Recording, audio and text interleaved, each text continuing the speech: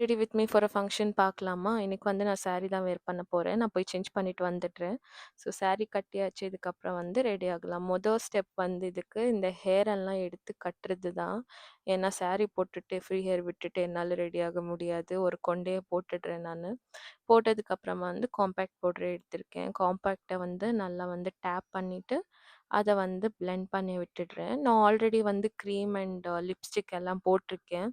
So, அதனால வந்து நான் மேக்கப் மட்டும் கொஞ்சம் காம்பேக்ட் போட்டு டேப் பண்ணிக்கிறேன். அதுக்கப்புறம் ஐ மேக்கப்க்காக வெறும் இந்த ஷேட் மட்டும் தான் எடுத்திருக்கேன். ஸோ, இத வச்சு ஐ ஷேடோவும் போட்டாச்சு.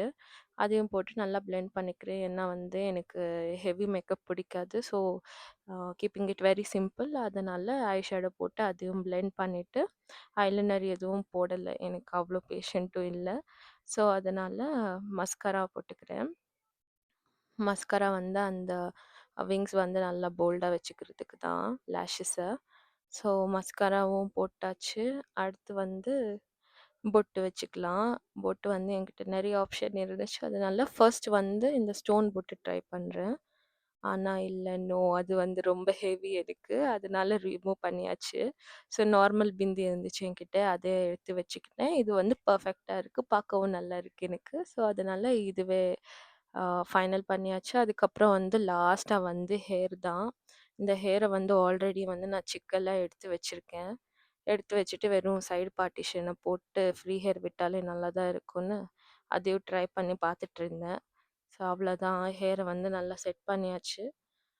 அதுக்கப்புறம் ஆக்சஸரீஸ் போட்டுக்கலாம். முதல்ல வந்து பேங்கிள் அண்ட் வாட்சஸ் எடுத்திருக்கேன். ஸோ வாட்சும் கட்டியாச்சு.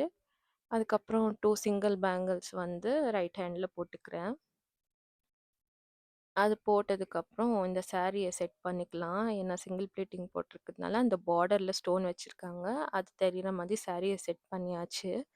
சாரி ஹேர் எல்லாம் செட் பண்ணதுக்கப்புறம், அப்புறம் என்ன ஒரு ஃபிட் செக்கப் போட்டு கிளம்ப வேண்டியது தான் ஃபங்ஷனுக்கு. அவ்வளோதான். ஃபார் மோர் வீடியோஸ் என்ன சப்ஸ்கிரைப் பண்ணி சப்போர்ட் பண்ணுங்க. Thank you. பாய்.